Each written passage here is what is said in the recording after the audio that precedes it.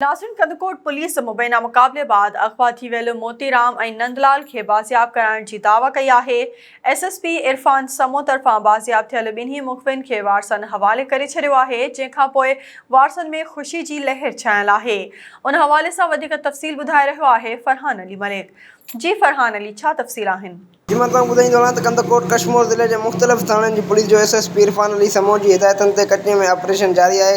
कचे में पुलिस मुक़ाबले दौरान अगवा थियल मुग़वी मोतीराम ऐं नंदलाल खे पुलिस पारां बाज़ियाब कराए वरितो आहे। मोतीराम ऐं नंदलाल जे अगवा जो केस बशकापुर थाणे ते दाख़िल हो। ॿिन्ही मुग़वियुनि जी बाज़ियाबी बाद घर में ख़ुशी वारी लहर छायल आहे।